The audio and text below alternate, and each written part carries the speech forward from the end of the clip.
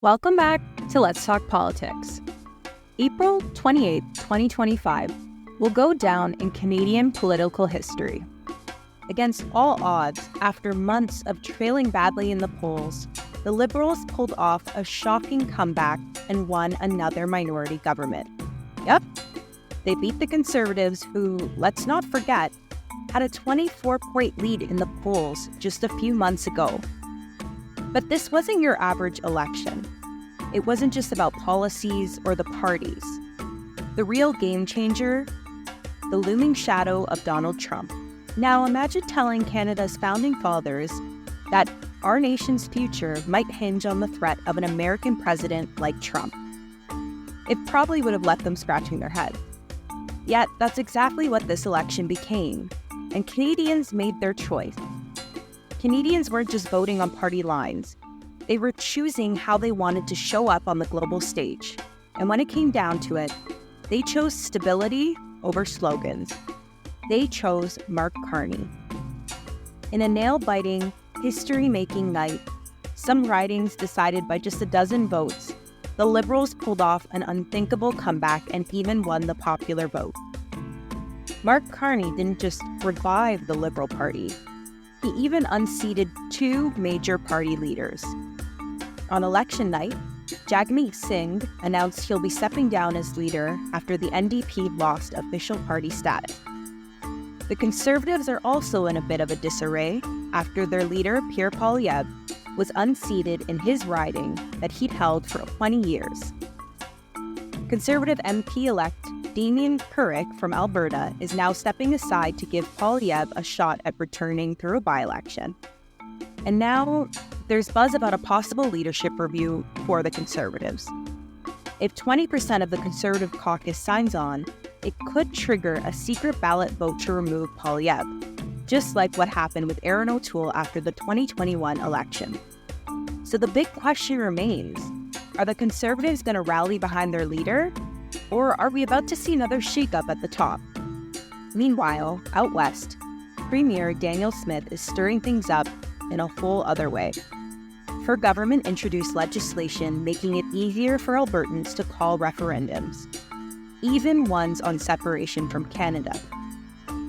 Indigenous leaders are warning this violates treaty commitments, while hundreds rallied at the legislature waving Alberta flags in support, and even some American ones were in the crowd too. The fun just never stops in Canadian politics. Joining me today is Pierce Collier, Liberal strategist. We'll be diving into it all, the fallout, the future, and what this moment says about where Canada's headed.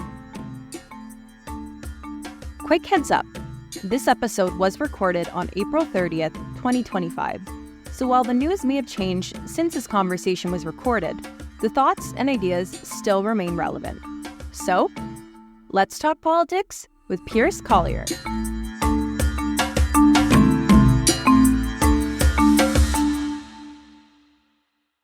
Hello, everybody. Welcome back to another episode of Let's Talk Politics.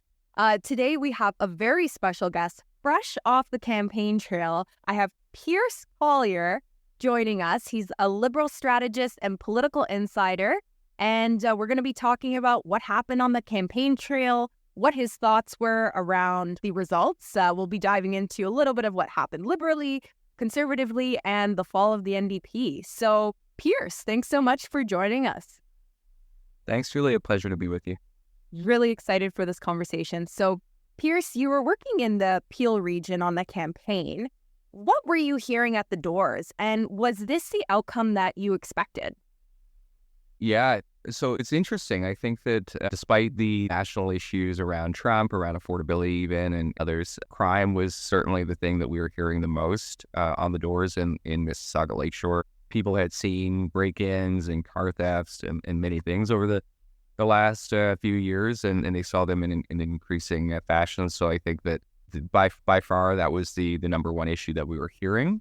I think in terms of the outcome, it's probably around what we were expecting. We always knew it was a tough riding, and so historically Mississauga Lakeshore, often where Conservatives look to break in, if they're going to break into Mississauga and break into Peel writ large, Mississauga Lakeshore was mentioned by CBC and other outlets as like one of these, more swing ridings that potentially the Conservatives could pick up. But it was good in a way that it gave our team extra urgency to work harder and harder and knock more doors and just really not let up and not let the national polls impact our thinking. Because I think that sort of sometimes, when you look at your poll numbers and you're well ahead nationally, people on local campaigns sometimes make it comfortable and think, oh, we're going to be safe. But certainly we didn't want to do that in a place like Mississauga Lakeshore. Yeah, well said. And both you and I have worked on campaigns. You can't take any door for granted. You can't take any phone call for granted. So it's great you ran a strong campaign out there. We're going to talk about a little bit what happened in Peel region. But as we talk, I think it's a great segue into the national campaign and the numbers that happened there. A lot of polls were projecting a Liberal majority. We obviously saw a consecutive minority. Was this also something you were expecting, or were you really... I know you're a Liberal, so you might be a little bit biased, but were you expecting that minority? Yeah, so in full disclosure, of course, as you mentioned, I am a Liberal, and if that wasn't obvious from my talk about the campaign, but yeah, I am a lifelong Liberal, so I get that on the record. But it was interesting, right? Because I think in the beginning of the campaign, we saw those poll numbers go up, and there were a lot of talks of majority. I think, though, what a lot of folks miss, because I think the pollsters got it right nationally, just about. I mean, they got us at, the Liberals around 43, 44. Conservatives maybe a point or two higher than what had been predicted. I think a lot of them had the Tories at about 39, 40. I think they finished with like 41. So I think that overall the pollsters got it just about right. I think what a lot of folks miss, though, is that this is a very different election than what we've seen in a long time. It was very much a two-party election, which, again, we haven't seen in... I can't remember the last time we would have seen it. The NDP has usually always been a factor. We've had other parties pop up on the scene over the last few decades. So it was very interesting to see that sort of vote coalesce around two camps. And so as a result of that, normally anything over 40, you're getting majority government. Not in this election. It's a very unique election. I think you're seeing a bit of time of transition in Canadian politics for that reason, where the progressive vote is coalesced. Whether it stays or not, is anyone's guess. But certainly, I think that for this campaign, the pollsters got it right. We got a result that we like and we wanted, but it just didn't pan out in the seat count, right? It just didn't come out in the seat count. And you still see some vote splits, like, for example, in Windsor, Tecumseh, and in Kitchener Centre. I mean, these are places that generally aren't conservative, but the Conservatives won because of vote splits on the progressive side in places where the NDP generally has a stronger, or in case of Kitchener Centre, the Greens have a stronger ground game. So as a result, you had that splintering of the vote, and the Conservatives were able to sneak up and win some of those areas too. So I would say it's a result we like. It's a result we wanted, but it would have been nice, of course, to get those extra 3 seats to get a majority. But again, it's a different election, and things panned out, I would say, a little differently than they otherwise would. Yeah, good point. And, you've worked in minority governments. You're going to be potentially working in the next one. I want to go back a few months. Back in December 2024, even early January 2025, Conservatives were up 25-point lead. Obviously got demolished once Carney was thrown into the race here. But what was morale like working in the government, in the Trudeau government more specifically, during that time? Like, going back to thinking at that time to where we are today, did you think this was even possible?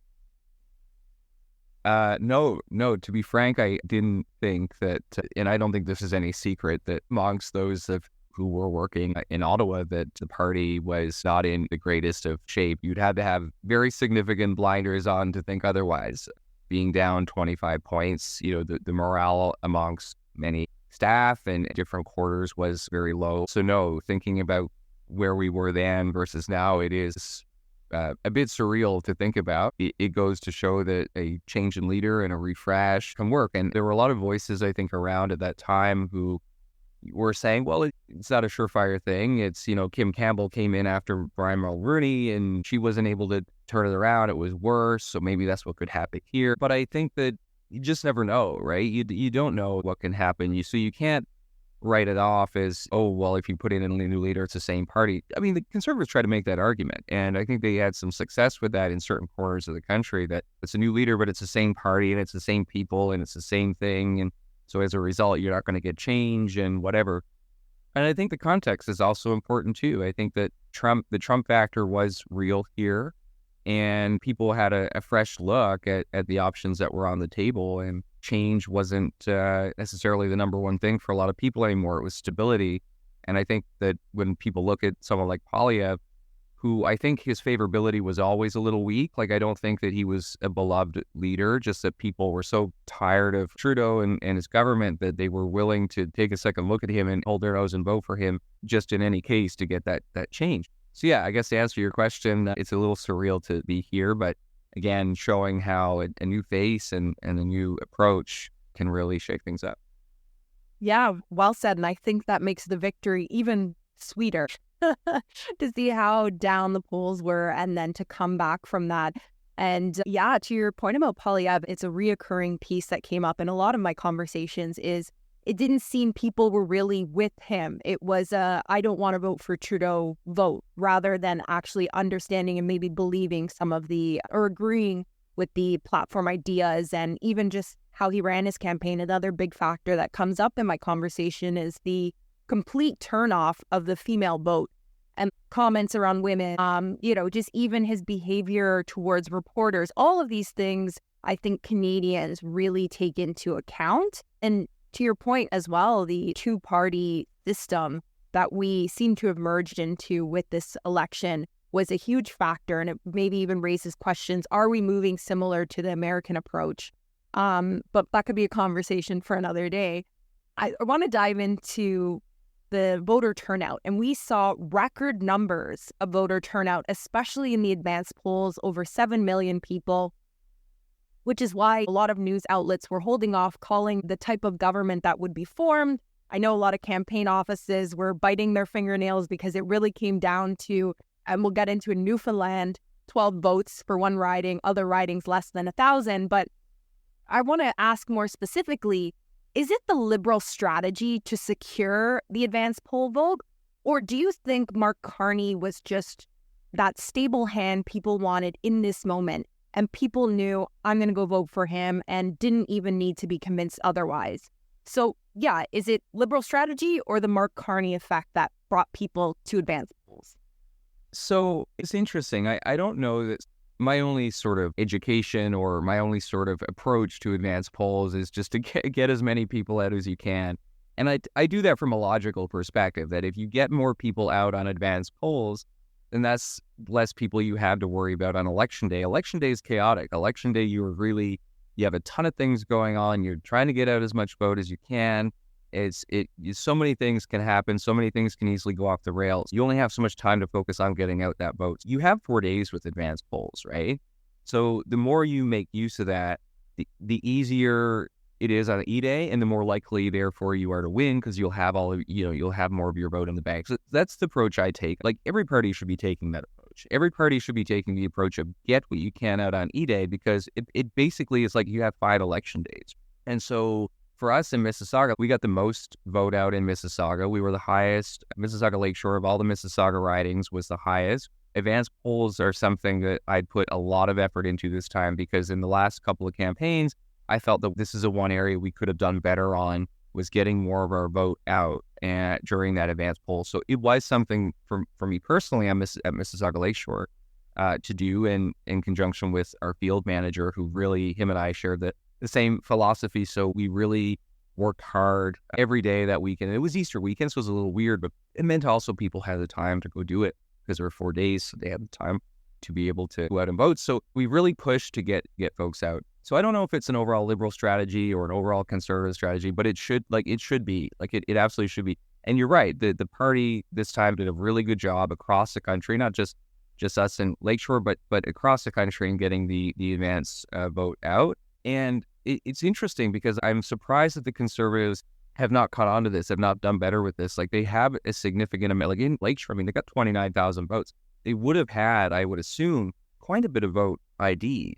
So I don't know why they still lag behind, because, to your point about waiting for some of these advanced polls to come in, even for us, I mean, on election day, some of our polls, we were getting the reports after the polls closed, of course, from our scrutineers. They were neck and neck. But once the advance came in, I mean, we were hundreds ahead. So we knew we had won just based on that. So we're able to send Charles out there and make his victory speech.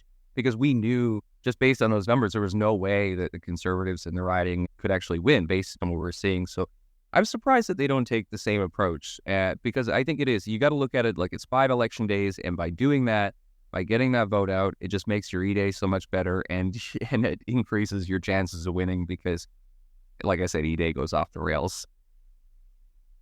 Well said. And I appreciate that, again, insider intel, because watching it, if you don't work in campaigns, you don't understand the complexities of door knocking and coordinating and making sure you're getting into your areas and bringing the vote. Like, it's called GOTV, get out to vote, for a reason. So I appreciate that intel.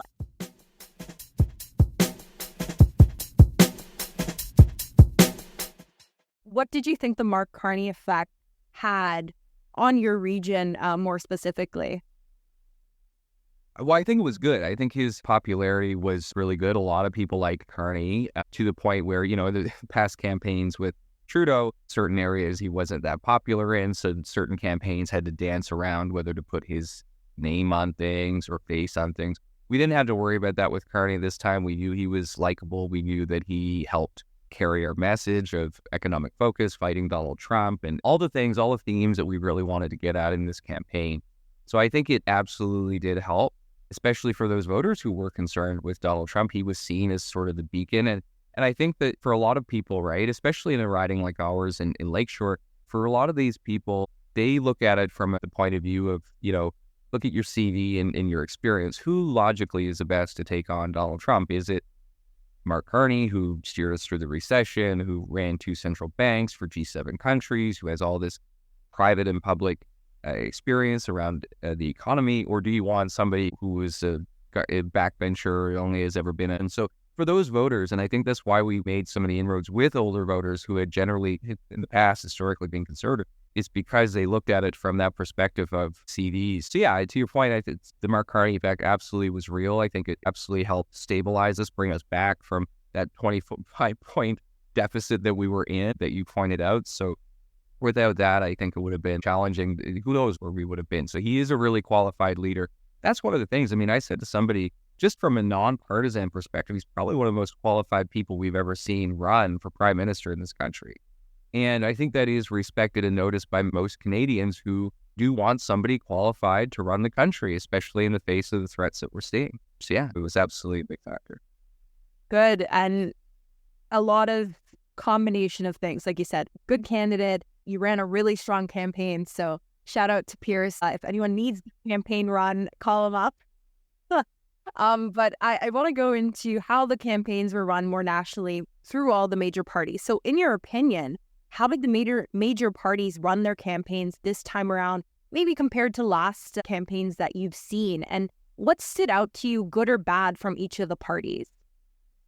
Yeah, so I'll go through them one by one. So I think for our campaign, I think certainly in the earlier stages, they really set the foundation that the campaign was about Trump. And actually, maybe I'll just even back up further than that.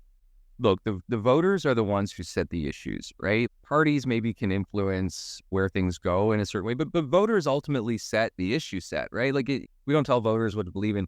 They told us very loud and clear that Trump was their number one concern. Tariffs were their number one concern. Still concerned about affordability, still concerned about crime, still concerned about all these things, but that was their number one issue. And only one party decided to get on that issue set, really, and that was Carney. And they established that early in the campaign. So it put it in people's minds early that Carney is the guy who's going to fight against Trump. He's a guy who we can have there negotiating, that we can trust. Poilievre didn't talk about the issue, and he sort of danced around having to deal with Trump, tried to make the campaign about affordability. They really worked against the tide. They had some success with that, but I think that one of the things the Liberals did well and Carney did well was really just getting a grasp of that issue set.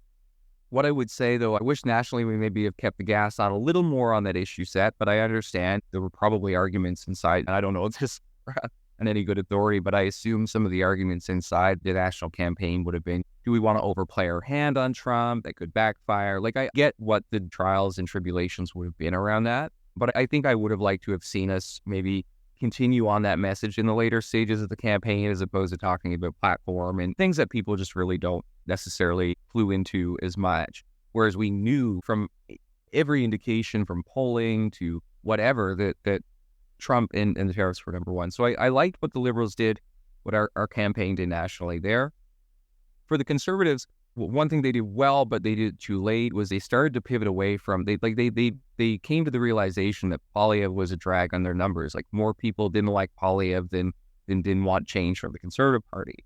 So they started to do a bit of a pivot. They took the slogans off his podium and just did the make leaf with the blue. They tried to make him more statesman-like. They did well in the debate. So I think that they got a clue on that, but they just waited too late to do it. And what I didn't like, they still didn't talk about the issues. They still didn't talk about Trump.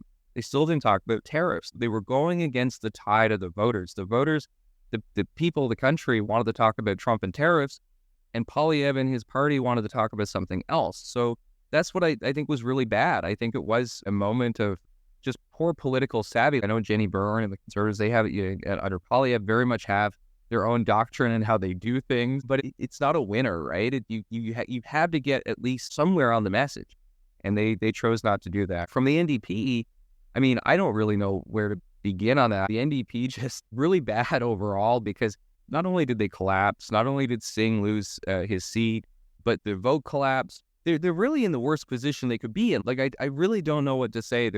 There's not one bright light for the NDP really coming out of this. From their perspective, I think their goose was cooked before this campaign. I think that we already had seen a coalescing of that progressive vote around the Liberals, and I don't think there was anything they could do to stop it, and certainly they didn't. I mean, whatever it was they could have done, they didn't do it. I'll give Singh credit for. I mean, he really tried to fight back in some of those debates, really went against the Conservatives, which some people argue he needed to go more against the Liberals, and maybe from a political perspective that's true. But I don't think there was anything he could have really done. I think that the goose is cooked. The only thing he could have done to save the party was if he had pulled the plug in the fall, and he chose not to do that. Yeah, good points all around. And I want to weigh in on a few things on the Conservatives specifically.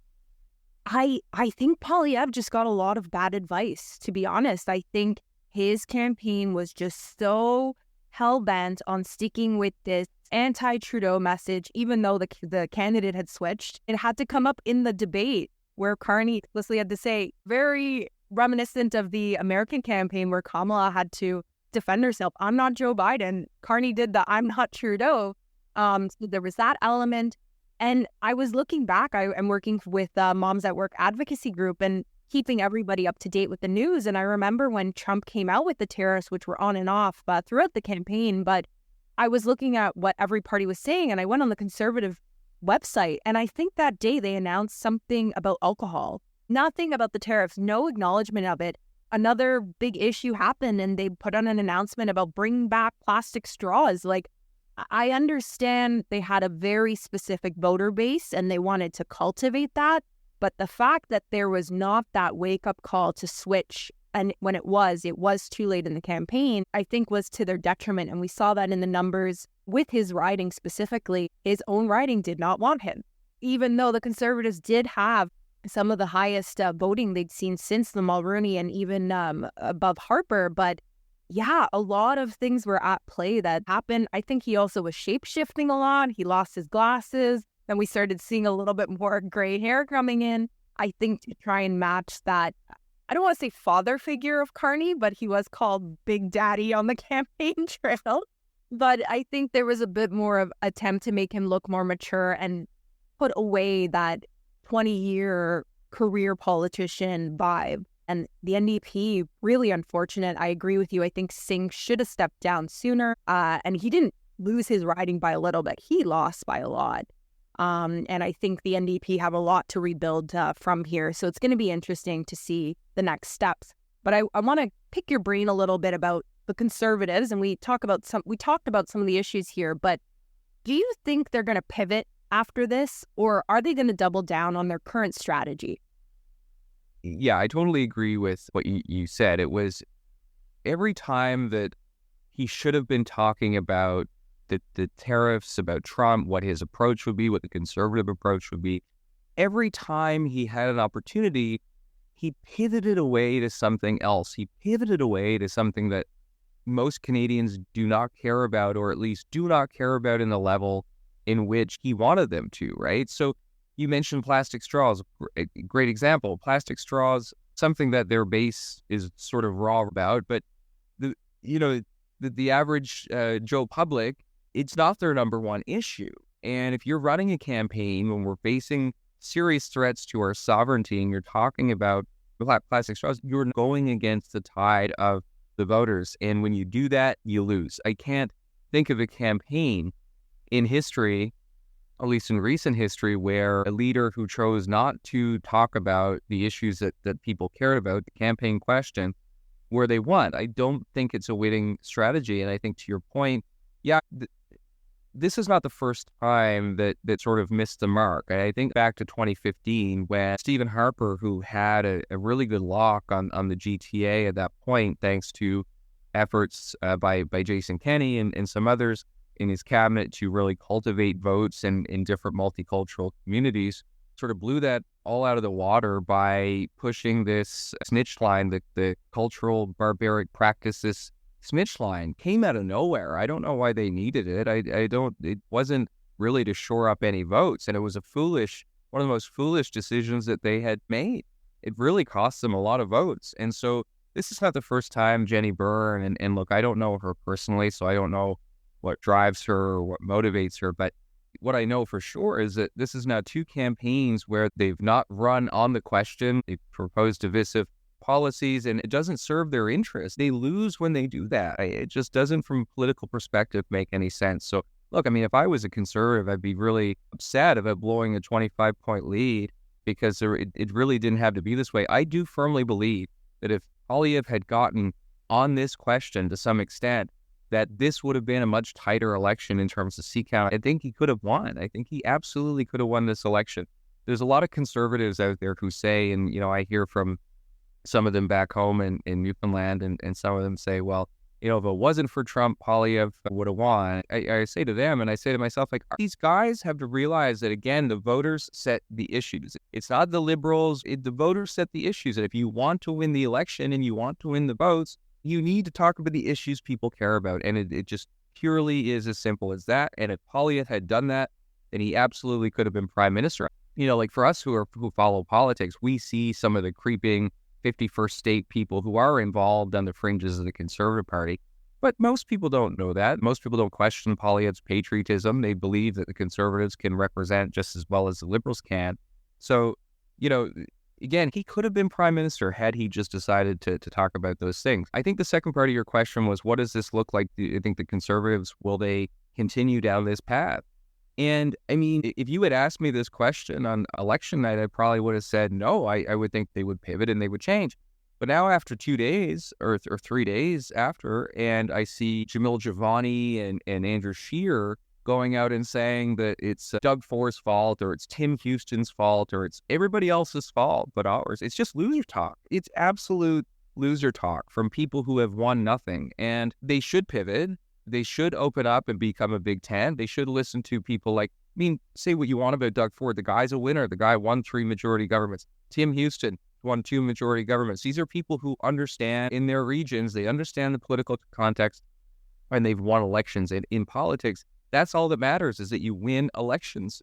If you don't win elections, you don't get to do anything. You don't get to put any of your thought out policies or whatever. You don't get to do any of that if you don't win. So these people need to start listening to winners. They should pivot, but they're going to do what they're going to do, and it's going to be interesting to see this bit of a civil war now play out in the Conservative tent, because those civil wars are very destructive. We've had them in our party. The Conservatives had them in their party. It's not great, so it'll be interesting to see how they'll play out. Yeah, good points. And I'm actually glad you kind of brought that up. There's been a sore loser mentality from the Conservatives and a lack of accountability, like accept what happened. And I think the disconnect, and I talked about this with an NDP strategist, I don't think the Conservatives understand there's a disconnect and there's a difference between a Tory in Ontario versus a Tory in Alberta. The mentality is so different. And we saw that play out when Scheer was the leader of the party, when Erin O'Toole was the leader of the party. There were differences. And I think I'm going to have some Conservative strategists on the podcast as well. I think maybe the question is less, do you think Pierre Poilievre should be the leader and pivot? And maybe they should pivot with Jenny Byrne, because I think, if I'm not mistaken, she also ran O'Toole's campaign. and he lost as well.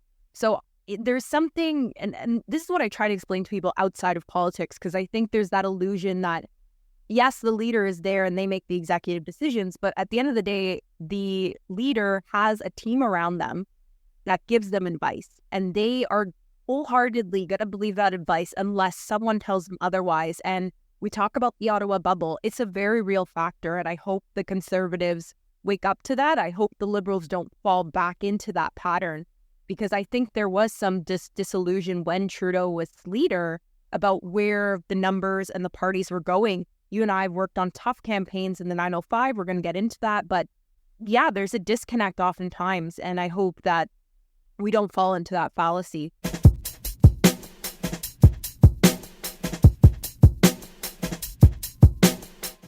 Well, that's a wrap on this episode, but don't go too far. Pierce is back with us for part 2 as we keep digging into one of Canada's most historic elections. We're breaking down the riding data from Newfoundland and Labrador to Windsor. From surprising flips to razor-thin margins, there's a lot to unpack. So make sure to tune in for part 2. I'm your host, Julia Pinella, and that was Let's Talk Politics.